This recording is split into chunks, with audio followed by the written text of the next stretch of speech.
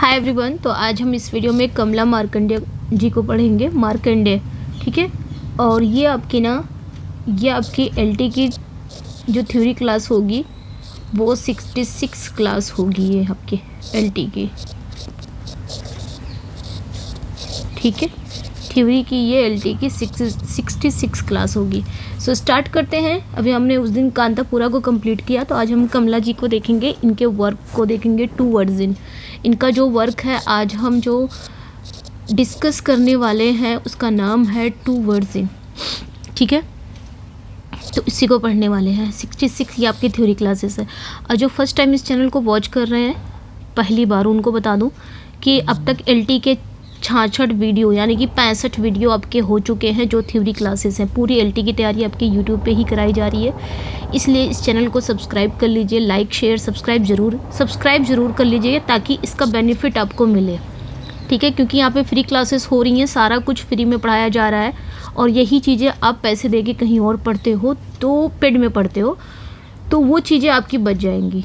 बस कहने का मतलब ये है, वो चीज़ें आपकी बच जाएंगी। वही चीज़ आपको यहाँ पे भी मिल रही है, फ्री ऑफ कॉस्ट है। और अब तक 65 वीडियो आपकी हो चुकी है जो कि थ्योरी है। तो हम सब कुछ धीरे धीरे पहुँच गए, हम अपने सिलेबस के बहुत करीब पहुँच गए हैं कंप्लीट करने। जो राइटर हमारे हैं, प्रोज फिक्शन में भी लगभग पूरे राइटर को मैंने करा दिया है, कुछ ही रह गए हैं। ड्रामा सेक्शन मैंने कंप्लीट कर दिया है, एंड पोइट्री सेक्शन में भी कुछ राइटर रह गए हैं, वो भी ज़्यादातर writer most of the writer मैंने कर दिए हैं, ठीक है। तो ये चीज़ें ध्यान रखनी है। तो उनको मैं कहना चाहूँगी चैनल को सब्सक्राइब ज़रूर करिए ताकि आपको ये बेनिफिट मिल सके। और आने वाले जितने भी एग्ज़ाम्स हैं सबकी थ्योरी क्लासेस इसी यूट्यूब चैनल पर होगी। इसीलिए आने वाले भी एग्ज़ाम्स के लिए, चाहे वो टीजीटी हो गया, चाहे पीजीटी, कोई भी एग्ज़ाम होगा तो मैं थ्योरी ज़रूर कराऊंगी।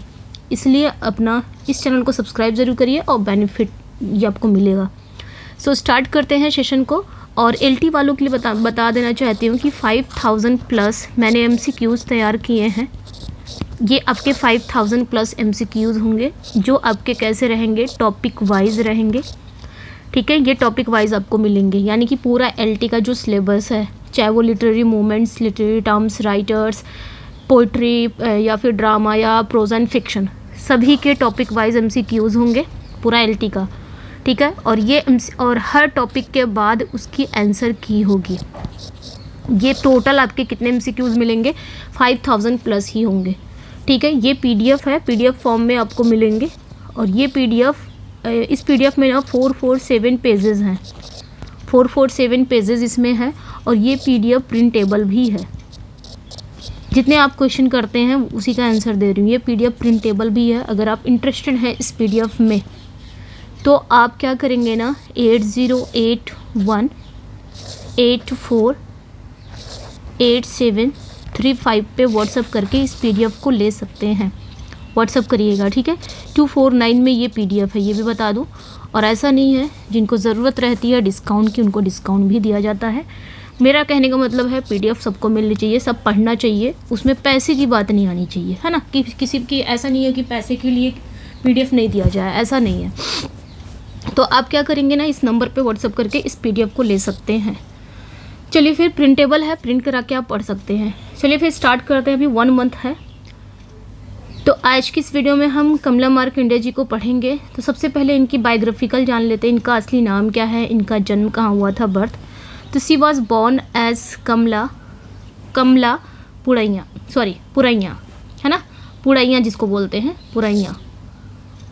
पुरनैया ऐसे बोल सकते हैं ना। तो पुरैया पढ़ते हैं इसको, पुरैया शायद लिखते हैं, उसको शायद पुरैया लिखते हैं, हम पुरैया पढ़ेंगे, कमला पुरैया, ठीक है। तो इनका असली नाम क्या था, कमला पुरैया था, ये ध्यान रखना है। ये कब जन्मी थी, मतलब इनका जन्म कब हुआ था, तो ध्यान रखना है ये 1924 में मैसूर में जन्मी थी। मैसूर का एक चिमकुरा था, मैसूर के चिमकुरा में ये पैदा हुई थी भारत में। तो ये चीज़ें ध्यान रखनी है। She was a graduate of university of Madras. तो मद्रास का जो यूनिवर्सिटी था वहाँ पे इन्होंने ग्रेजुएशन किया। और ग्रेजुएशन किस में किया, इन्होंने हिस्ट्री में किया, ये ध्यान रखना। दूसरा पॉइंट ये याद रखना कि द एक्सपैट्रिएट स्टेटस, ये एक प्रवासी लेखिका थी। प्रवासी भी समझा रही हूँ मैं यहाँ पे। बात क्या हुआ कि 1948 में, 1948 में ये भारत छोड़कर कहाँ चली गई, इंग्लैंड चली गई। यानी कि ब्रिटेन चली गई, इंग्लैंड चली गई। वहाँ इन्होंने एक इंग्लिश मैन जिसका नाम था बर्ट्रैंड टेलर, ठीक है, बर्ट्रैंड टेलर से शादी की। इसलिए इनको एक्सपैट्रिएट स्टेटस कहा जाता है, एक्सपैट्रिएट लेखिका कहा जाता है, क्योंकि ये 1948 में क्या की थी, भारत छोड़ दी थी और चली गई थी इंग्लैंड। और वहाँ इन्होंने एक इंग्लिश मैन जिसका नाम था बर्ट्रैंड टेलर, उससे इन्होंने शादी कर ली। तो ये काफ़ी इम्पोर्टेंट है, तो याद रखना यहाँ पे। चूँकि क्या था, ये विदेश में रही लेकिन भारत के बारे में लिखती थी। विदेश में भले ही रही लेकिन ये क्या करती थी, भारत के बारे में ये लिखती थी। इसलिए इन्हें अक्सर एक्सपैट्रिएट कहा जाता था या फिर डायस्पोरिक कहा जाता था, ठीक है। एक्सपैट्रिएट या डायस्पोरिक इंडियन इंग्लिश राइटर कहा जाता था। इसलिए ये चीज़ें ध्यान रखनी है। हो सकता है क्वेश्चन ऐसे पूछ ले, 4 राइटर दे दे और उसमें पूछा जाए कि किस राइटर को एक्सपैट्रिएट या डायस्पोरिक कहा गया है, कौन से राइटर है जो ब्रिटिश चली गई थी छोड़कर, इंग्लैंड चली गई थी। तो कुछ इस तरह का क्वेश्चन आ सकता है एग्जाम के लिए। तो एक्सपैट्रिएट कहा जाता है डायस्पोरिक इंडियन इंग्लिश राइटर, इन्हें मतलब कमला मार्कंडेय को। एक कमला दास है, एक कमला मार्कंडेय, ध्यान रखना है। अच्छा, डेब्यू मास्टरपीस की बात करेंगे, मतलब कौन सा ऐसा इनका वर्क था जिनसे इन्होंने, मतलब जिसको लिख के ये लिटरेचर में डेब्यू करती हैं। तो इनका जो पहला नावल था ना, इनका पहला नाम नेक्टार इन अ सीव था। ये इनका फेमस नावल था and first and most famous novel था, ये ध्यान रखना है, ठीक है।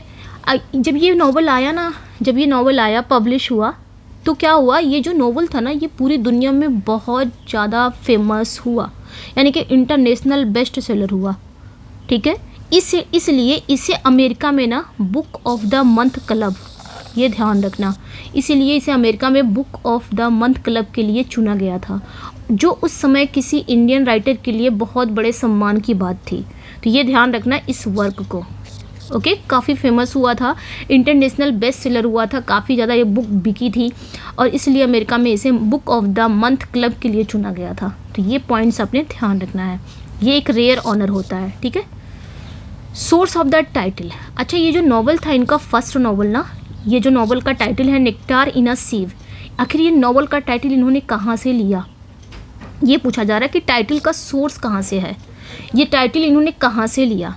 जिस तरह आप देख सकते हो कि टेम्पेस्ट में जो मिरांडा स्पीच बोलती है ब्रेव न्यू वर्ल्ड में, तो उसमें जो आपके राइटर हैं, उसमें जो राइटर हैं अल्डस हक्सले, है ना, उनका भी एक नावल है, डायस्टोपियन नावल है ब्रेव न्यू वर्ल्ड। वो टाइटल उन्होंने कहाँ से लिया है, टेम्पेस्ट के मिरांडा से लिया है। उसी तरह इन्होंने ये जो अपना नावल है नेक्टार इन अ सीव, इसका टाइटल कहाँ से लिया है, तो इसका टाइटल ध्यान रखना एस.टी. कॉलरिज का एक वर्क है, वर्क विदाउट होप। ये एस.टी. कॉलरिज की पोयम है, काफ़ी इंपॉर्टेंट पोयम है एस.टी. कॉलरिज की, वर्क विदाउट होप। यहाँ से इन्होंने ये लाइनें ली है, समझ में आया। इस वर्क से इन्होंने अपने नावल की, ये जो नावल है ना नेक्टार इन सीव, इस वर्क के इस पोयम से इन्होंने अपने इस नावल की टाइटल लिया है। अब वो नावल की टाइटल क्या है, इस पोयम की वो लाइनें क्या है, work without hope draws nectar in a sieve. देखिए ये लाइनें यहाँ पे मिल गई हैं। इसी लाइनों को कमला मार्कंडेय ने अपने नावल का टाइटल बना लिया है। तो याद रखना एस.टी. कॉलरिज का पोयम है वर्क विदाउट होप की जो लाइनें हैं, यहाँ से इन्होंने टाइटल लिया है, तो ये ध्यान रखना है।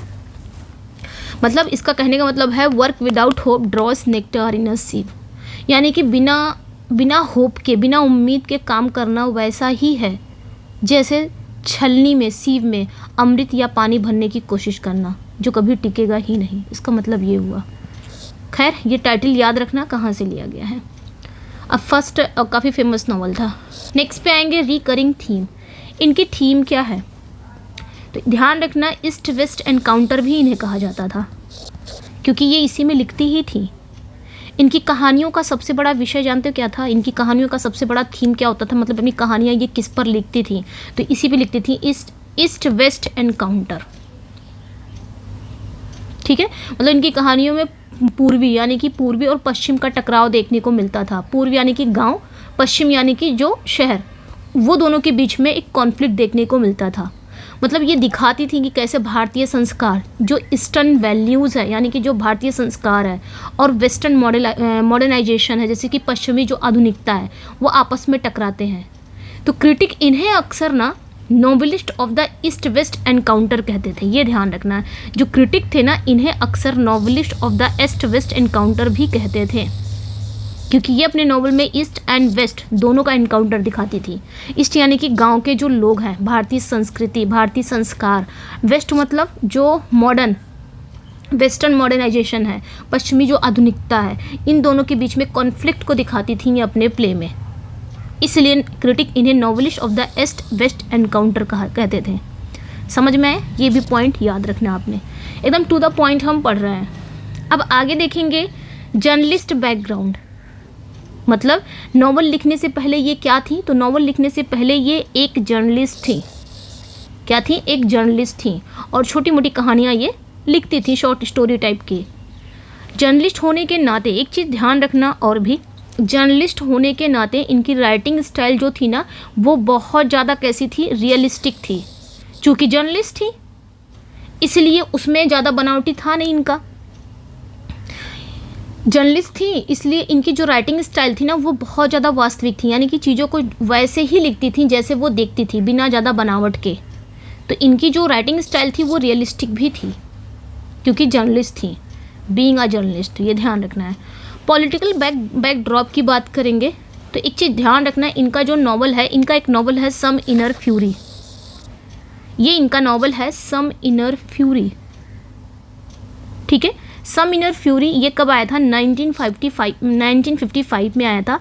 ये भारत यानी कि क्विट इंडिया मूवमेंट, यानी कि भारत छोड़ो आंदोलन, जो कब हुआ था? 1942 में हुआ था, इसके समय पर आधारित है सम इनर फ्यूरी। इसमें जो कहानी है ना, वो किस पे आधारित है? वो क्विट इंडिया मूवमेंट, भारत छोड़ो आंदोलन जो 1942 में हुआ था, इस पर आधारित है, ये ध्यान रखना है। इसमें जो कहानी दी गई है ना, इसमें मीरा, इसमें ना कहानी दे सम इनर फ्यूरी में कहानी ये है, इसमें मीरा जो कि वो इंडियन रहती है और एक जो कैरेक्टर रहता है रिचर्ड, वो इंग्लिश मैन रहता है। उन दोनों की लव स्टोरी दिखाई जाती है और ये दिखाता है कि कैसे देश प्रेम और निजी प्रेम के बीच कॉन्फ्लिक्ट होता है। इसमें ये चीज़ें दिखाई गई हैं। Urban versus rural poverty. अब बात करेंगे शहर वर्सेस गांव की गरीबी। ये तुलना भी करती हैं, जैसे कि इनका जो नॉवल है नेक्टार इन अ सीव, इसमें गांव की गरीबी दिखाई गई है, जैसे कि रुक्मणी, गांव की गरीबी दिखाई गई है कि रुक्मणी और नाथन की किसान की ज़िंदगी दिखाई गई है नेक्टार इन अ सीव में, ठीक है। उसके बाद देखेंगे इनका एक नॉवल है हैंडफुल ऑफ राइस। ये 1966 में आया था, 1966 में। इसमें क्या दिखाया गया? इसमें शहर की गरीबी दिखाई गई है। यहाँ पे एक रवि नाम का लड़का है, मतलब एक रवि नाम की लड़की की कहानी है, जो शहर में क्या करता है? बहुत ज़्यादा मेहनत करता, मजदूरी, संघर्ष करता है और अंडरवर्ल्ड की दुनिया में फंसने लग जाता है, यानी कि अपराध की दुनिया में। तो इसमें ये कहानी दिखाई गई है रवि नाम के, ये भी इनका नॉवल ही है। रेसिसिज्म एंड एलिनेशन, नस्लवाद और अलगाव। तो इनका एक नॉवल है ना द नाउ हेयर मैन, ये कब आया था? 1972 में आया था, काफ़ी इंपॉर्टेंट नॉवल है ये भी। इसमें जो कहानी है ना, इसमें कहानी लंदन में रहने वाले एक इंडियन लंदन में रहने वाले एक इंडियन इमिग्रेंट श्रीनिवास की कहानी है। ये लंदन में रहता है, ठीक है, ये भारतीय प्रवासी है, श्रीनिवास की कहानी है। इसमें दिखाया गया कि कैसे उसे विदेश में रेसिज्म का सामना करना, वो जब इंडिया छोड़ के विदेश गया, ठीक है, कहाँ गया? लंदन गया, तो वहाँ पे उसे नस्लवाद का सामना करना पड़ता है। उसे लगता है कि वो ना भारत का है ना इंग्लैंड का है, और यही विषय, यही थीम बाद में सलमान रुश्दी जैसे राइटरों ने भी उठाया था। तो ये सलमान रुश्दी एंड झुम्पा लाहिरी राइटरों ने उठाया था। तो ये चीज़ें ध्यान रखनी काफ़ी इंपॉर्टेंट है। पास्थोमसी, मतलब इनके जो राइटिंग में यही सब देखने को मिलेगा, ईस्ट वेस्ट एनकाउंटर, ये ध्यान रखना है। पास्थोमस वर्क की बात करेंगे तो 2004 में इनकी डेथ हो जाती है, और इनका फाइनल नॉवल कौन रहता है? बॉम्बे टाइगर, लास्ट नॉवल इनका बॉम्बे टाइगर होता है। ये इनका आखिरी नॉवल है जो इनकी डेथ के बाद 2008 में ये पब्लिश हुआ था पास्थोमसली, ठीक है। इसमें क्या था? इसे ना प्रिंट किसने करवाया था? तो पब्लिश किसने करवाया था? इसे पब्लिश करवाने में इनकी बेटी थी किम ओलिवर ने मदद की थी। तो इनकी बेटी थी किम ओलिवर, उसने इस चीज़ को, बॉम्बे टाइगर को पब्लिश कराने में मदद की थी, चूँकि इनकी डेथ हो गई थी 2004 में। तो ये थी कहानी, ठीक है। ये थी कमला मार्कंडेय की, पूरा एकदम शॉर्ट में मैंने बताया है, नहीं तो इतना फिर हम पढ़ते रह जाएंगे। आ जाते हैं हम, ये रही स्टोरी टू वर्जिन बाय कमला मार्कंडेय 1973। ठीक है, यहाँ पे स्टोरी को हम पढ़ेंगे। क्या है स्टोरी? एक चीज़ ध्यान रखना, यहाँ पे जो कमला मार्कंडेय थी, जिनका कमला पुरैया नाम था, पुरैया, 1 जनवरी 1924 में इनका जन्म होता है, मैसूर, इंडिया। एक रिवाइज दे रही हूँ। एंड डेथ होती है 16 मई 2004, और उस समय इनकी एज रहती है 80 साल की उम्र में इनकी डेथ हो जाती है। डेथ कहाँ होती है? तो लंदन में ही होती है। ये पॉइंट्स ध्यान रखना, लंदन के इंग्लैंड में होती है, तो ये ध्यान रखना। ऑक्यूपेशन याद रखना कि ये नॉवेलिस्ट थी एंड जर्नलिस्ट थी। ठीक है, ये ध्यान रखना, बाकी और कुछ नहीं है। और ध्यान रखना कमला मार्कंडेय थी नाम, और उनका जो रियल नाम था वो कमला पुरैया टेलर था। नॉवेलिस्ट, जर्नलिस्ट भी थी। और नेक्टार इन सीव 1955 में आया था। एंड समिनर फ्यूरी 1956 में आया था, ये भी novel. And a silence of desire, ये भी इनका नॉवल है। पोजीशन एंड नॉवल, ये भी है। Handful of rice, coffer dams, nowhere man, two virgins, जिसको आज हम पढ़ने वाले हैं, 1973 में आया था। Golden Honey com, Shalimar, Bombay tiger, जो पास्थुमसली इनका पब्लिश हुआ था 2008 में। तो इतनी चीज़ें ध्यान रखनी है। आ जाते हैं हम टू वर्जिन में। देखिए इनकी ऑथर कौन है? तो कमला मार्कंडेय है, जिनका पेन नेम क्या है? कमला पुरैया टेलर, ये इनका पेन नेम है। ठीक है, ये ध्यान रखना, कमला पुरैया। इनका रियल नेम कमला मार्कंडेय है, लेकिन पेन नेम क्या है? कमला पुरैया टेलर है। असली नाम यही है। ठीक है, कमला पुरैया टेलर है, तो ये ध्यान रखना है। पब्लिश कब हुआ था? तो 1973 में हुआ था। ये जो टू वर्जिन है 1973 में ये हुआ था। जॉनरा की बात करेंगे तो ये एक नॉवल है। नॉवल क्या है? ये बिल्डुंग्सरोमन है। ठीक है, coming of the age story, social realism. ठीक है, यानी कि ये किसी कैरेक्टर के मानसिक एंड नैतिक विकास की कहानी बताता है, जो बिल्डुंग्सरोमन है। साथ ही साथ ये सोशल रियलिज्म पर भी आधारित है। नरेटर कौन है? तो सरोजा है, जो छोटी बहन रहती है, ये खुद नरेटर है। The story is told from her first person, और फर्स्ट पर्सन के अकॉर्डिंग ये सुनाई, मतलब जैसे सरोजा देख रही है चीज़ों को, जैसे देख रही है वैसे उसी के नज़रिए से हम कहानी सुन रहे हैं, या अपनी नज़रिए से कहानी सुना रही है। जैसे मैं सरोजा हूँ और मैं क्या कर रही हूँ? कहानी सुना रही हूँ। और मैं जैसे चीज़ों को जैसे जिस भी चीज़ों मतलब जैसे चीज़ें मैं अपने नज़रिए से देख रही हूँ, मेरे नज़रिए से मैं कहानी ये सुना रही हूँ। तो सरोजा भी है, जो कि इसमें 2 बहनों की कहानी होती है, एक सरोजा है, एक ललिता है। तो ये जो सरोजा होती है ना, ये छोटी बहन होती है, ललिता जो होती है वो बड़ी होती है। तो सरोजा ये जो यंगर सिस्टर इसलिए कहा गया है, यहाँ पे छोटी बहन है। पूरी कहानी इसी छोटी बहन के नज़रिए से सुनाई गई है, और ये नरेटर भी है, प्रोटैगनिस्ट भी है इस प्ले की, तो ये ध्यान रखना है। इसकी सेटिंग कहाँ रखी गई है? तो remote Indian village, tradition and the city, modernity and corruption. तो ये ध्यान रखना है, इसकी सेटिंग कहाँ रखी है। कहानी एक दूर दराज के भारतीय गांव, ऐसे गांव की कहानी है जो परंपरा का प्रतीक है, यानी कि उस गांव में परंपरा के हिसाब से चीज़ें चलती हैं, काफ़ी परंपराएं हैं। जैसे लड़कियों पे बाउंडेशन लगाना, लड़कियां बाहर नहीं निकलेंगी, लड़कियां जब तक शादी नहीं हो जाएगा तो उनको बाहर मत निकालो, उनको पढ़ाओ मत, कुछ इस तरह का गाँव है। और शहर की भी कहानी दिखाई गई है इसमें। शहर ऐसा जो बहुत ज़्यादा मॉडर्निटी है, आधुनिकता है और भ्रष्टाचार का प्रतीक है। ये दोनों कहानी, ये जो कहानी है ना, इसी दोनों के बीच में घूमती है, गांव एंड शहर की। मेन कॉन्फ्लिक्ट की बात अगर हम करेंगे तो ट्रेडिशन यानी कि विलेज यानी कि ईस्ट की बात होती है। परंपरा ऐसा कि गांव की कहानी है, गांव मतलब ईस्ट, ईस्ट मतलब गांव, ठीक है। वर्सेस मॉडर्निटी मतलब सिटी यानी कि वेस्ट। तो अक्सर मैंने बताया Kamala Markandaya east and west encounter जानी जाती है, इसलिए नॉवलिस्ट का, क्योंकि इनके राइटिंग में ना हमें ईस्ट एंड वेस्ट दोनों सभ्यताएं देखने को मिलती है। ईस्ट मतलब जो गांव की परंपरा है, वेस्ट मतलब जो शहर का करप्शन है, वो दोनों देखने को मिलता है। कहानी स्टार्ट कैसे होती है तो ये ध्यान रखना। पहले हम कैरेक्टर को देख लेते हैं। The novel introduce a family living in a quite Indian village.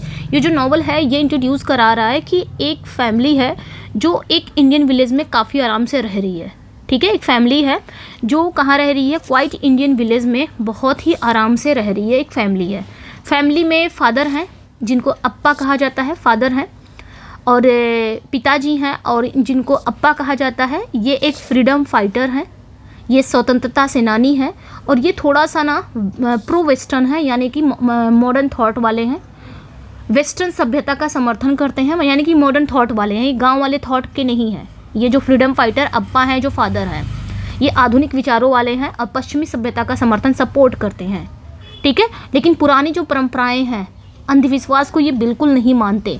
जो पुरानी परंपराएं हैं, जो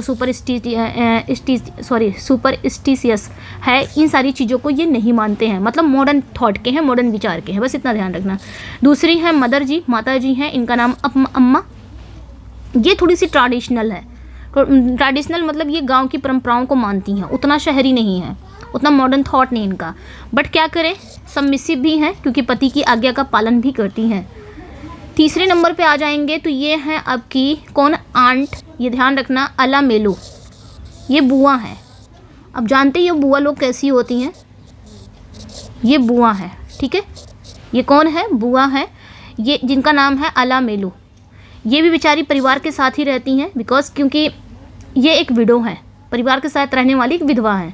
बट क्या है, ये ऑर्थोडॉक्स हिंदू ट्रेडिशन यानी कि ये कट्टर हिंदू परंपराओं का पालन करती हैं और हमेशा जो मॉडर्न तौर तरीके हैं इसके खिलाफ चेतावनी देती रहती हैं।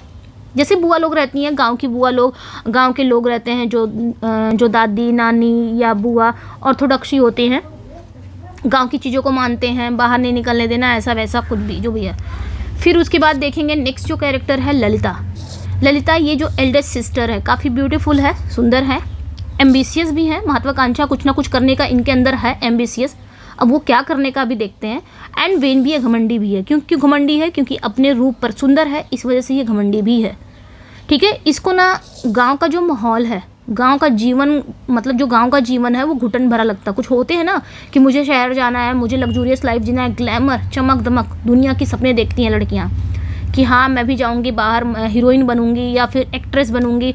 यानी कि शहर की ज़िंदगी कैसी है, ऐसी ही तो होती है, चमक दमक, घूमो फिरो, कोई देखने वाला नहीं है, कोई जानने वाला नहीं है, कोई पूछने वाला। गांव की लड़कियां अगर घर से बाहर निकल रहे हो, फलाने की लड़की कहाँ जा रही है, घूम रही है, ये तो होता है गाँवों में। लेकिन शहरों में कहाँ ये सारी चीज़ें होती हैं। तो ललिता जो है ये सुंदर भी है, एम्बिशियस भी है, कुछ करना है इसको, करना क्या है, मीन्स हीरोइन बनना है, एंड घमंडी भी है। और इसे जो गांव का जो जीवन है वो सफोकेटेड लगता है, यानी कि घुटन भरा लगता है। वह ग्लैमर की दुनिया के सपने देखती है, जैसे कि चमक दमक दुनिया, ठीक है। दूसरी जो बहन है सरोजा, ये छोटी बहन है और यही नरेटर भी है, यही प्रोटैगनिस्ट भी है। तो ये ध्यान रखना, ये थोड़ी सी प्लेन लुकिंग है। प्लेन लुकिंग मतलब सावली है, बट ऑब्जर्वेंट है एंड प्रैग्मेटिक है, समझदार भी है, प्रैक्टिकल भी है, व्यवहारिक भी है। सी लव्स द विलेज, इसे गांव बहुत पसंद है, इसे नेचर बहुत पसंद है, ठीक है। और इसे simple Joy like riding and her bicycle, इसे सिंपल जॉय मतलब जैसे साइकिल चलाने में खुशी मिल रही है, ऐसे में ये खुश रहती है। गांव बहुत पसंद है, नेचर पसंद है और ये आनंद लेती है छोटे छोटे खेल करके, चाहे वो साइकिल चला के ही इसको बहुत मज़ा आ रहा हो। तो कुछ इस तरह है सरोजा, ठीक है। ये तो हो गया सरोजा के बारे में। अब आ जाते हैं नेक्स्ट जो फेज में हम आ जाएंगे, ये लोग एक साथ रहते हैं, ठीक है, काफ़ी हंसी खुशी सब लोग एक साथ रह रहे हैं। बुआ का जो काम है, बुआ अपना काम कर रही हैं, वही ऑर्थोडॉक्स थॉट, कैसे कैसे रहना है, बाहर नहीं निकलने देना है, स्पेशली लड़कियों को रोज़ टोकना बोलना, ये सारी चीज़ें बुआ का काम है। अब बुआ से हमेशा झगड़ा हो जाती है, किसकी, अप्पा की। क्यों झगड़ा हो जाती है, क्योंकि अप्पा थोड़े मॉडर्न थॉट के हैं, ये बोलते रहते हैं, तो हमेशा बोलती रहती है चुप रहा कर, ये सब चीज़ें नहीं होती हैं, मेरी बेटियां हैं, जो मर्जी करेगा करेंगी, बनेंगी जो बनना है। तो थोड़े ये मॉडर्न थॉट, थोड़े क्या है मतलब प्रो वेस्टर्न के हैं, ये मॉडर्न थॉट के हैं। लेकिन अब ये लोग खुशी खुशी तो सब लोग रहते हैं। अब कहानी की, गांव की शांति तब भंग होती है जब वहाँ पे एक फिल्म डायरेक्टर गांव में आ जाता है। सब लोग अच्छे से यहाँ पे रह रहे हैं, जैसे चल रही है ज़िंदगी वैसे सब लोग रह रहे हैं, लेकिन सबका मैंने कैरेक्टर बता दिया कौन कैसे क्या चाह रहा है। अब यहाँ पे क्या चीज़ें गड़बड़ होती हैं, गांव में सारी चीज़ें सही हैं, परंपराओं से बंधा हुआ गांव है। चीज़ें तब भंग होती है जब शहर से एक आदमी आता है जिसका नाम क्या है, मिस्टर गुप्ता। ये एक फिल्म डायरेक्टर है। ये शहर से मिस्टर गुप्ता नाम का एक फिल्म डायरेक्टर कहाँ आता है, गांव आता है, और इसे अपनी फिल्म बनानी है, इसलिए अपनी फिल्म के लिए एक नए चेहरे की तलाश में है। ये फिल्म के लिए एक न्यू फेस की तलाश में है, एक हीरोइन की तलाश में है, ये कहना। फिर क्या होता है, इस जो डायरेक्टर है ना, ये फिल्म डायरेक्टर है, ये गांव में आता है किस लिए, इसको ना एक नया चेहरा चाहिए अपनी फिल्म के लिए। नया चेहरा मतलब एक नई हीरोइन चाहिए अपनी फिल्म के लिए, इसलिए तलाशते हुए पहुंच जाता है इस गांव में, ठीक है। गांव में आ जाता है तो ललिता तो पहले ही चाहती थी कि मैं शहर जाऊंगी, हीरोइन बनूंगी, शहर की चमक दमक दुनिया, ग्लैमर की दुनिया जीना चाहती थी ना, इसका यही एम्बिशन था। तो ललिता जो है वो mister Gupta and lure of the film world, Lalita जो है, ललिता और मिस्टर गुप्ता और फिल्मी दुनिया के आकर्षण में खो जाते हैं। मिस्टर गुप्ता भी मॉडर्न थॉट के थे, ललिता के जो फादर हैं अप्पा वो भी मॉडर्न थॉट के थे, इसलिए उनको लगता है कि हाँ ये सही है, अच्छा है, मेरी बेटी के लिए फ्यूचर अच्छा होगा यहाँ पे, मेरी बेटी जाना भी चाहती है और मौका भी है, दस्तूर भी है कि उन्हें भेज दूँ। ठीक है, तो ये चली जाती हैं। फिर क्या होता है, ये लोग ना इस फिल्मी दुनिया के आकर्षण में खो जाते हैं। बट जो बुआ है, बुआ का नाम क्या है, अलामेलू, ये विरोध करती है। अब चूंकि ये ऑर्थोडॉक्सी हैं तो विरोध तो करेंगी कि ये सब फिल्मी दुनिया में कहाँ बेटी को, बड़ी बेटी को, यूथ बेटी को कहाँ भेज रहे हो फिल्मी दुनिया में, वो अकेले, वो भी शहर, कभी गई नहीं शहर है जैसे बोलते हैं लोग वैसे। तो बुआ जो है अलामेलू ये विरोध करती हैं। इनके विरोध के बावजूद जो अप्पा हैं, अप्पा जो हैं वो ललिता को फिल्मों में जाने के लिए इनकरेज करते हैं। नहीं बेटा तुम्हें जाना चाहिए, वहाँ तुम जाओगी, शहर में एक अपॉर्चुनिटी है, तुमको ये मौका मिला है, इसे गंवाना नहीं है, जैसे कहते हैं लोग, समझाते हैं, इनकरेज करते हैं।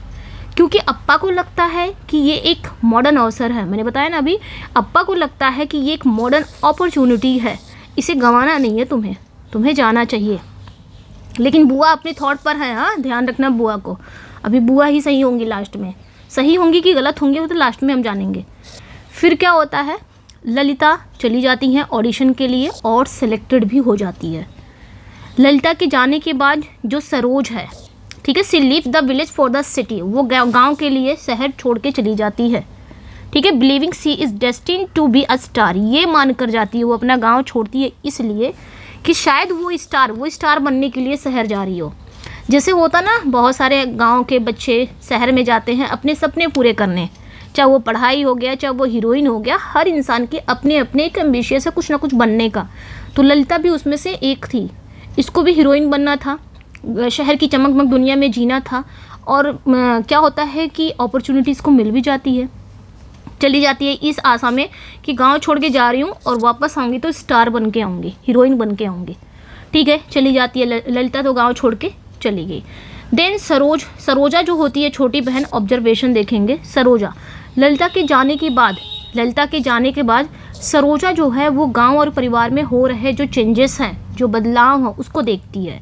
यानी कि गांव में क्या क्या बदलाव हो रहे हैं समय के साथ साथ, उनके परिवार में क्या बदलाव हो रहे हैं, परिवार के थॉट में क्या बदलाव हो रहे हैं, सारे चेंजेस को देखती है।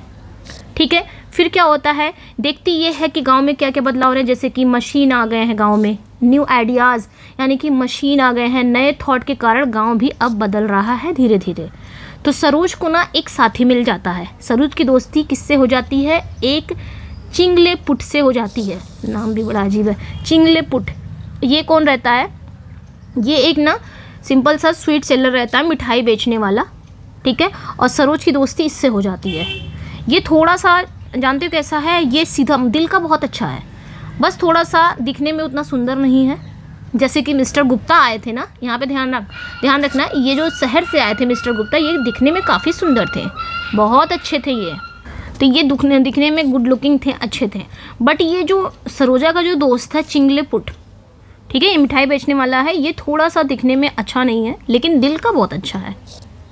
ये गांव की सादा सच्चाई का प्रतीक है, यानी कि गांव के लोग जैसे सच्चे होते हैं, सिंपल होते हैं, सच्चे होते हैं, ये उसी का एक क्या है, प्रतीक है, रिप्रेजेंट कर रहा है। दिन क्या होता है, सब कुछ अच्छा चल रहा है, ललिता भी शहर चली गई है, सब कुछ अच्छा चल रहा है। इधर सरोजा भी गांव में है, ऑब्जर्वेशन कर रही है क्या क्या बदलाव हो रहे हैं, और चिंगलेपुट के साथ इसकी दोस्ती भी अच्छी खासी है। फिर क्या होता है, हम फेज़ 4 में पहुंच जाएंगे। यहाँ पे एक ट्रेजेडी आती है, कुछ समय बीत जाता है, ललिता वापस आ जाती है, कुछ समय बीत जाता है और ललिता वापस गाँव आ जाती है, लेकिन वह अब बदल चुकी है, बट सी हैज चेंज, वो बदल चुकी है। और इस बार वो कैसी हो गई है, थोड़ी सी डिसइल्यूजन एंड सिक्रेटिव हो गई है। यानी कि इस बार जब वो मतलब शहर से जब वो वापस आई ना, तो कैसी हो गई, चुपचाप हो गई, एकदम बदल गई, एकदम उदास है, कुछ छिपा, ऐसा लग रहा है जैसे कुछ छिपा रही हो। हुआ क्या है, it is eventually revealed that she was सेड्यूस्ड and used by mister Gupta. कहानी में यहाँ पे ट्विस्ट आ गया। जो ललिता खुशी खुशी अपना फ्यूचर बनाने के लिए शहर के सपने देखने, मतलब शहर का सपना, शहर कितना अच्छा है, शहर की चमक दमक देखने के लिए, अपना फ्यूचर बनाने के लिए उस मिस्टर गुप्ता के साथ चली जाती है, ये सोच के कि मैं आऊँगी तो स्टार बन के। वो ललिता आती तो है गाँव में, बट बदल गई है और कैसी हो गई है, उदास हो गई है और ऐसा लग रहा है जैसे कुछ छिपा रही है। क्या छिपा रही है? पता ये चलता है कि ललिता जो है वो प्रेग्नेंट है। पता ये चलता है कि ललिता जो है ये बेचारी, इसको सेड्यूस किया गया है मिस्टर गुप्ता के द्वारा और now she is pregnant. Lalita pregnant है। मिस्टर गुप्ता ने क्या किया है, इसका यूज़ किया है एंड धोखा दिया है।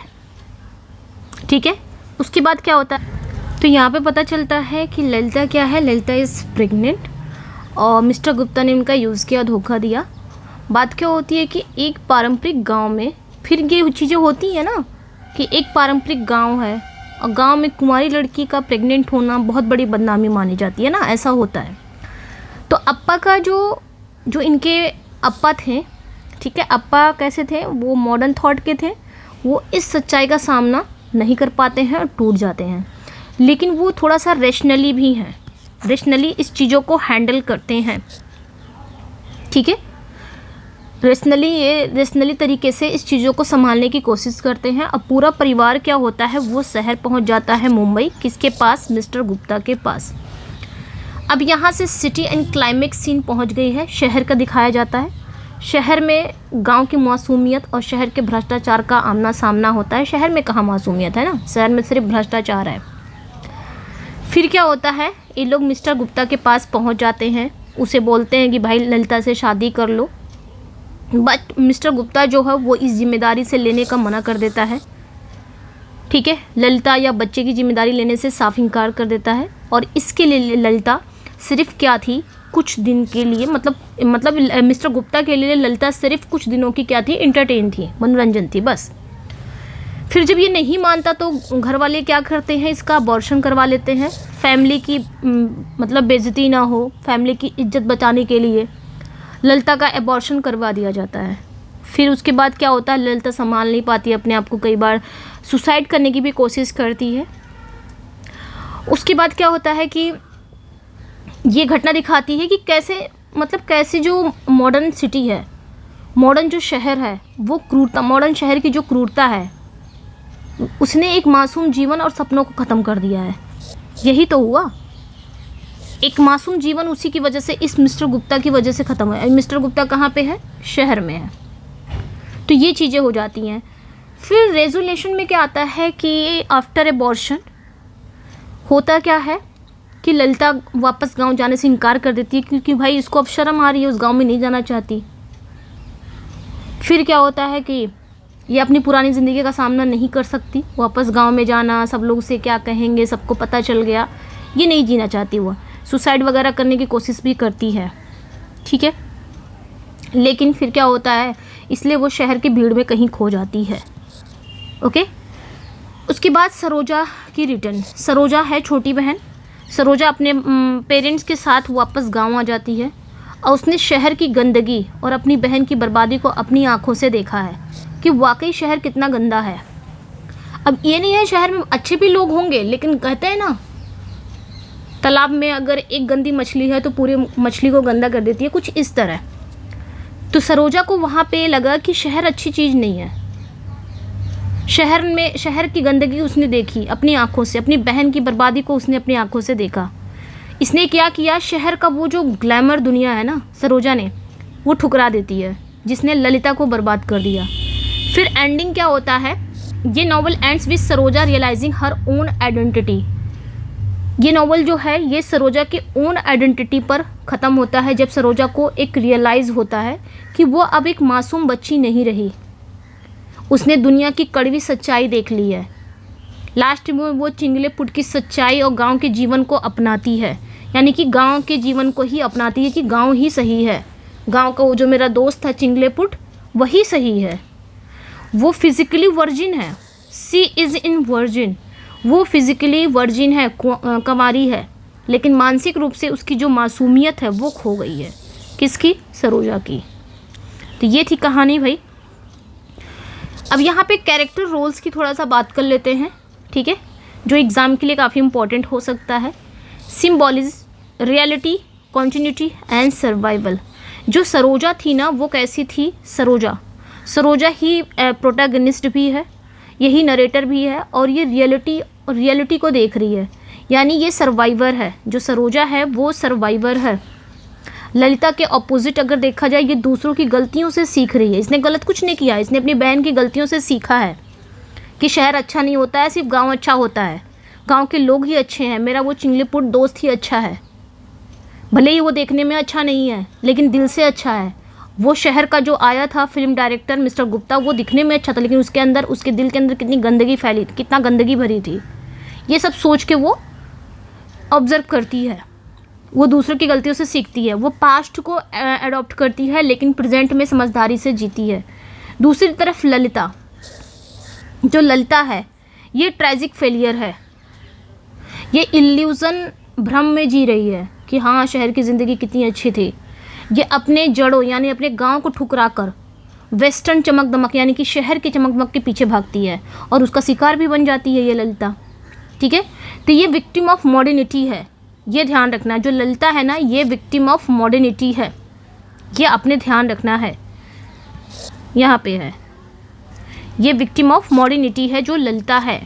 ये ललिता जो है ये ट्रेजिक फेलियर है, तो ये आपने ध्यान रखना है। ये एग्ज़ाम के कीवर्ड है, अगर पूछ लिया जाए कि विक्टिम ऑफ मॉडर्निटी कौन है तो ये ललिता है, ये आपने ध्यान रखना है।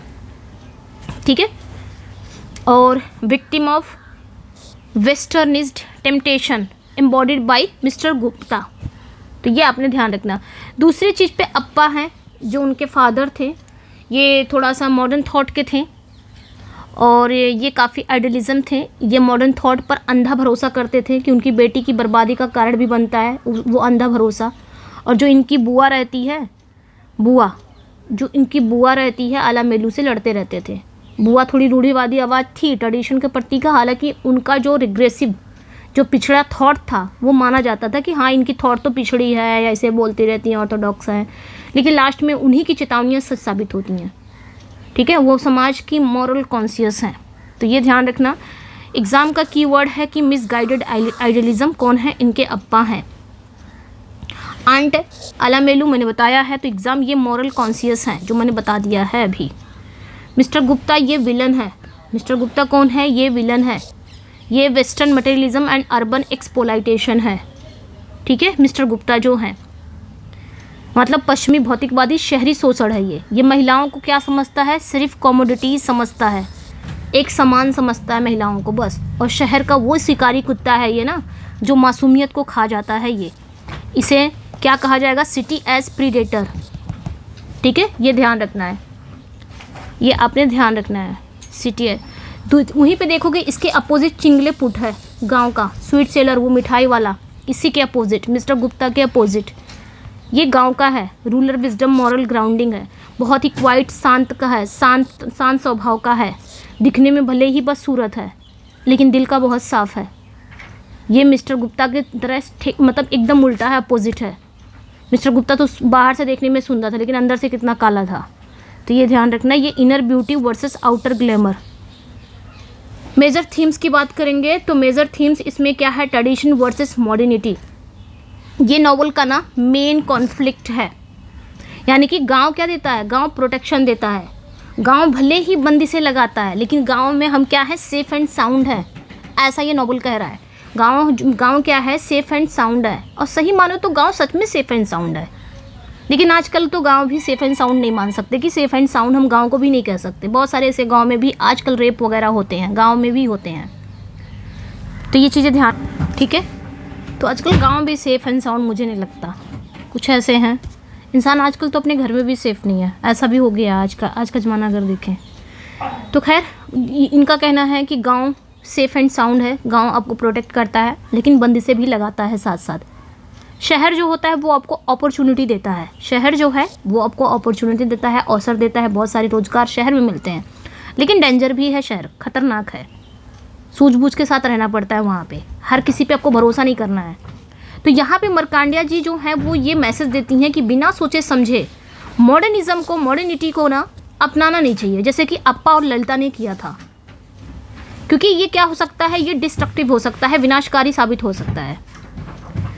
ईस्ट वेस्ट एनकाउंटर की बात अगर करेंगे तो ये कमला मार्कंडेय का फेवरेट थीम है, क्योंकि इसी पे वो अपने नॉवल वगैरह लिखती हैं। यहाँ पश्चिम किसे कहा गया है इन्होंने, पश्चिम ये किसे कह रही है, फिल्म सिटी वैल्यूज़, यानी कि जो फिल्में हैं, शहरी मूल्य हैं, उसको पश्चिम कह रही हैं। और ईस्ट किसे कह रही हैं, वो गांव को कह रही हैं। गांव में घुसकर पश्चिम चीज़ें, पश्चिम मतलब जो फिल्में हैं, जो शहर है, शहर के लोगों ने गांव में घुसकर भी उसे भी क्या कर दिया है, आजकल करप्ट कर दिया है। तो ये चीज़ें ध्यान रखनी है। लॉस ऑफ इनोसेंस, दोनों बहनें जो होती हैं अपनी मासूमियत खो देती हैं। ललिता तो फिजिकली एंड सोशली मासूमियत खो देती है, जबकि सरोज जो है वो साइकोलॉजिकल यानी कि मानसिक रूप से वो दुनिया की कड़वाहट देखकर अपनी मासूमियत खो देती है।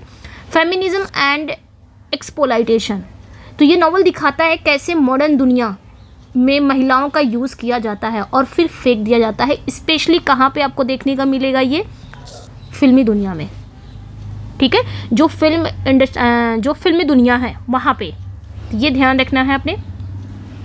इंपॉर्टेंट कोट्स लाइंस की बात करेंगे। The city took it all away from you, you always knew where you were in, you knew who you were, reflecting on identity. तो ये ध्यान रखना है, काफ़ी इंपॉर्टेंट ये कोट है, ठीक है, ये काफ़ी इंपॉर्टेंट कोट है, तो ध्यान रखना है, ये इंपॉर्टेंट कोट्स है। City took it all away from you, you always knew where you were, ठीक है, आपको हमेशा याद रखना है कि आप हो कहाँ, तो ये चीज़ें ध्यान रखनी है। Description of Chingleput often describe as having the scared face but a kind soul, जैसे कि मैंने ऊपर बता दिया है। टाइटल है two virgin refers to two sisters at the start of the novel, by the end one remains in virgin Saroja but has learn too much, the other Lalita is no longer two virgin and lost to the world. Title हम अगर बात करेंगे यहाँ पे तो to virgins हैं, दो लड़कियाँ हैं, स्टार्टिंग में दो बहनों के लिए है, लास्ट में सरोजा तो बच जाती है लेकिन समझदार हो जाती है, जबकि ललिता खो जाती है कहीं, तो ये चीज़ें ध्यान रखनी है। साइकिल, सरोजा का जो फ़न है वो गांव में फ़न कहाँ ढूंढती है, साइकिल चलाना, वो अपनी मर्जी से दुनिया देखना चाहती है, तो ये ध्यान रखना है, काफ़ी इंपॉर्टेंट है। फैक्ट अबाउट कमला मार्कंडेय, तो ये देखिए अब यहाँ से एग्जाम का पॉइंट आ जाएगा। पब्लिकेशन ईयर है, novel was publish 1973, genre bildungsroman है, ये ध्यान रखना। नैरेटिव टेक्निक है, story is narrated by the first person by Saroja अपनी कहानी सुनाती है, द यंगर सिस्टर है। सेटिंग कहाँ रखी गई है, remote Indian village representing tradition and later shift to the city representing corruption and modernity. पहले तो गाँव की कहानी दिखाया जाता है, ऐसा गांव जो परंपरा से भरा हुआ है, उसके बाद कहानी शिफ्ट हो जाती है सिटी की तरफ, ऐसा शहर जो करप्ट है एकदम, ठीक है। उसके बाद टाइटल सिग्निफिकेंस की बात करेंगे हम, काफ़ी इंपॉर्टेंट है, ये सारे पॉइंट्स आपने ध्यान रखना है। यानी कि टाइटल सिग्निफिकेंस यानी कि two virgin, Lalitha and two virgin यानी कि दो लड़कियों की कहानी है, दो कन्याएं की कहानी है। कहानी की शुरुआत में दो बहनें होती हैं, ललिता एंड सरोजा होती हैं। शुरुआत में दोनों मासूम और कुंवारी हैं, लेकिन कहानी के लास्ट तक दोनों का जो किस्मत है वो बिल्कुल अलग अलग हो जाता है।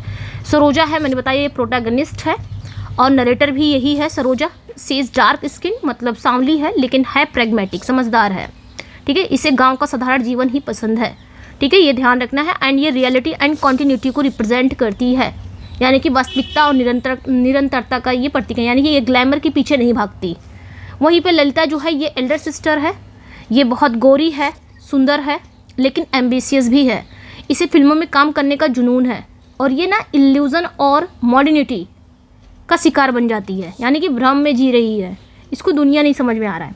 वहीं पे अप्पा हैं, ये पिताजी हैं दोनों बहनों के, ये एक फ्रीडम फाइटर हैं और ये वेस्टर्न मॉडर्नाइजेशन को आंख बंद करके सपोर्ट करते हैं। अनजाने में इन्हीं की ये सोच इनकी बेटी ललिता की ज़िंदगी को बर्बादी का कारण भी बनता है। वहीं पे देखेंगे आंट अलामेलू, ये परिवार के साथ रहने वाली बुआ हैं, ठीक है, विधवा बुआ हैं, और ये ऑर्थोडॉक्स ट्रेडिशन की आवाज़ है, यानी कि कट्टर परंपरा। ये हमेशा लड़कियों को बाहरी दुनिया के खतरों से आगाह करती रहती हैं। उनकी बातें कड़वी लगती है लेकिन लास्ट में सच साबित भी हुई है। वहीं पे देखेंगे मिस्टर गुप्ता, ये फिल्म डायरेक्टर है, शहर का वो भेड़िया है, शहर से आया, ये फिल्म डायरेक्टर है, ठीक है। ये अर्बन मटेरियलिज्म और औरतों के शोषण का रिप्रेजेंट करता है। ये ललिता को अपने जाल में फंसाता है, यूज़ करके छोड़ देता है। वहीं पे देखेंगे चिंगलेपुट, ये गांव का बेचारा स्वीट सेलर है, मिठाई बेचने वाला, दिखने में बदसूरत है लेकिन इसका दिल बहुत साफ़ है, बहुत काइंड हार्टेड है। ये सरोजा का दोस्त भी है और गाइडर भी है। ये रूरल विजडम और सादगी का रिप्रेजेंट करता है। वहीं पे एक और है मनीकम, ये मिल्कमैन है, ठीक है। ये मणिकम, ये कौन है? ये दूध वाला है। ये गरीबी और जो संघर्ष कहानी में एक अलग सा प्लॉट जोड़ता है, ठीक है, जो दिखाता है गांव में आर्थिक कठिनाइयाँ भी है जबकि शहर में झूठी चमक दमक है। तो ये चीज़ें आपने ध्यान रखनी है। बाकी मैंने सब पढ़ाई दिया है, कहानी की शुरुआत कैसे होती है, प्लॉट एंड क्रिटिकल इवेंट क्या क्या होते हैं। गांव का जब शांत जीवन तब बिगड़ता है जब वहाँ एक फिल्म यूनिट आती है। गांव सब कुछ अच्छा चल रहा है, तब तक अच्छा चलता है जब तक मिस्टर गुप्ता वहाँ उस गांव में पहुँचता नहीं है। एक वहाँ पे फिल्म यूनिट आती है, मिस्टर गुप्ता गांव के जीवन पर एक डॉक्यूमेंट्री बना रहा है और उसे ललिता पसंद आ जाती है। फिर शहर जाना, ललिता हीरोइन बनने के लिए गांव छोड़कर चली जाती है और उसके पिता जो अप्पा हैं वो उसे इनकरेज भी करते हैं, जबकि बुआ अलामेलू इसका कड़ा विरोध करती है। फिर क्या होता है, बदनामी होती है, ललिता चुपके से गांव वापस आ जाती है। पता चलता है कि मिस्टर गुप्ता की वजह से प्रेग्नेंट है और ये ट्रेडिशन परिवार, एक पारंपरिक परिवार के लिए बहुत बड़ा संकट है, शर्म की बात है। फिर क्या होता है, इज्जत बचाने के लिए पूरा परिवार शहर जाकर मिस्टर गुप्ता से मिलता भी है। फिर गुप्ता शादी करने से मना कर देता है। एट द एंड क्या होता है, ललिता का अबॉर्शन कराया जाता है और ये घटना दिखाती है कैसे शहर का जो मॉडर्न वैल्यू है ना, वो एक जीवन और मासूमियत को ख़त्म कर दिया है, यानी कि एक बच्चे का जीवन ख़त्म होना है ना। तो ये चीज़ें ध्यान रखनी है। उसके बाद थीम्स एंड सिंबल्स की बात करेंगे। एक चीज़ यहाँ पे और ध्यान रखना है कि सरोजा का साइकिल चलाना सीखना बहुत इंपॉर्टेंट है। मतलब वो इंडिपेंडेंस और अपनी मर्जी से दुनिया को देखने की इच्छा को देखती है। वहीं पे ललिता जो थी वो क्या करती थी, वो सक्सेस होने के लिए दूसरे आदमियों पर निर्भर है, जैसे कि गुप्ता जैसे, जबकि सरोजा जो है वो अपनी साइकिल पर ही निर्भर है। तो इसमें एक सीन और दिखाया जाता है, द डव। नॉवल में डव को मार दिया जाता है।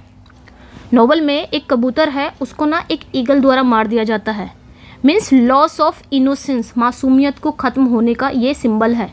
ये दिखाता है कि कैसे ताकतवर लोग जैसे कि गुप्ता जैसे लोग, शहर के लोग लाइक गुप्ता जैसे लोग, कमज़ोर लोगों को लाइक ललिता जैसे गांव के ललिता जैसे लोग का शिकार करते हैं, ठीक है। तो ये ध्यान रखना। फाइनल रियलाइजेशन क्या होता है, कहानी के लास्ट में सरोजा को एहसास हो जाता है कि शारीरिक रूप से फिज़िकली वो अभी भी वर्जिन है, कुंवारी है, लेकिन मेंटली उसकी जो बचपन की मासूमियत है वो अब खो गई है। वो अपनी बहन की तरह नकली दुनिया में खोने के बजाय अपनी गांव में पहचान और आइडेंटिटी को ही स्वीकार करती है। तो ये थी कहानी भाई, पूरा मैंने बता दिया, इसमें सारे एग्ज़ाम पॉइंट्स भी समझा दिए। कैसा लगा, कहानी समझ में आई या नहीं, ये भी बताइएगा, ठीक है। चलिए फिर मिलते हैं नेक्स्ट वीडियो में। Thank you for watching. And इसका PDF चाहिए ना तो आप मेरे टेलीग्राम पे जुड़ जाइएगा, ठीक है। तो मैं एक कहना चाहूँगी लास्ट में, कहीं पे भी रहो बस सतर्क रहो। हर किसी पे भरोसा करने की ज़रूरत नहीं है, चाहे वो लड़का हो चाहे वो लड़की हो, क्योंकि धोखा दोनों को मिलेगा, लड़की हो चाहे लड़का हो, ठीक है। किसी पे भरोसा करने के लायक नहीं है। बस इतना है कि अपनी ज़िंदगी जियो, अपने आप पर भरोसा जितना कर सको उतना कर सको, या तो अपने पेरेंट्स पर, उसके अलावा किसी पे भरोसा नहीं करना है, चाहे वो लड़की चाहे लड़का, दोनों को बता रही हूँ। कहीं पे भी आप रह रहे हो, चाहे गांव चाहे शहर, क्योंकि आजकल सब बेकार है। मैं तो गांव को भी सेफ़ एंड साउंड नहीं कहूँगी।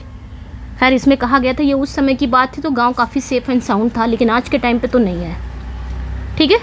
तो ये चीज़ें हैं, अपने आप पे भरोसा रखो। कहीं पे भी आप रह रहे हो, बाहर रह रहे हो, पढ़ाई कर रहे हो, तो किसी पे आँख मूंद के भरोसा नहीं करना है और मजबूत बनो, बस कहने का मतलब है। ललिता जैसा नहीं बनना है ना। और शहर की जो चमक दमक उसमें खो नहीं जाना है।